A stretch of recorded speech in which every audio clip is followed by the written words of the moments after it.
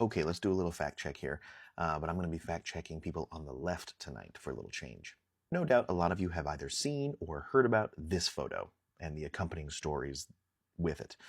This is a group of tech executives being sworn in, commissioned as lieutenant colonels in the United States Army. Yes, tech executives from Meta, Palantir, OpenAI, those guys.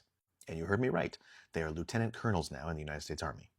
All of that is true, but what's not true tends to be the narratives associated with this photo and what creators on here are talking about. First thing that comes to mind is, holy crap, Meta, Palantir, OpenAI, they're all now commissioned officers in the United States Army. What are we doing? Sounds nefarious. Seems right up Trump's alley, right? Well, neither Trump nor his administration had anything to do with this. I'm going to read you a piece from Wired, okay? Don't blame Donald Trump for this. The program has been in the works for over a year, the brainchild of Bryant Parmeter, I'm guessing, the Pentagon's first chief talent management officer. Parmeter, who was a former combat soldier who headed veteran support at Walmart before joining the DoD in 2023, had been pondering how to bring experienced technologists into service to update an insufficiently tech-savvy militia, right?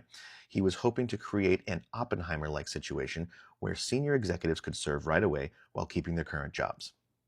In fact, the Wall Street Journal wrote about this on October 21st, 2024. Wanted, Weekend Warriors in Tech. New Defense Department initiative would recruit Silicon Valley's top technical minds to join the reserves as officers. And the whole point, the whole reason, the whole justification for their commissioning, whatever you want to call it, is so that they can train, advise their superiors in the Army, right, how to better use technology or to find shortcomings in the military where technology might be able to help, right? Help complete missions, help make soldiers or officers' lives easier. That's what they're doing. But it still sounds weird, right? Especially with the recent announcement of the cooperation between the federal government and Palantir, right? I get it. Sounds weird. But this particular situation, the swearing in of these tech executives as commissioned officers in the Army, had nothing to do with that. That's coincidental at best.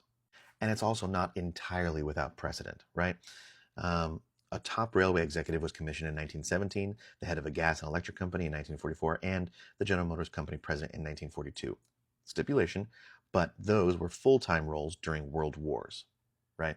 So there are some left-leaning creators on here who are trying to make this sound very nefarious, right? This is a big boogeyman, like they're going to have access to top secret information and blah, blah, blah. That's not what the goal of this program is. And it was started before Donald Trump even won the election, let alone took office. Now, does that leave the door open to the possibility of bad actors wanting to perpetuate ominous deeds? Of course, anything is possible with this administration. But if anyone is telling you that this program, that this act of commissioning these executives as officers in the Army Reserves is tied to the Trump administration, is tied to Elon Musk and Doggy and whatever they were doing with our sensitive information, it's just not true. It's not true.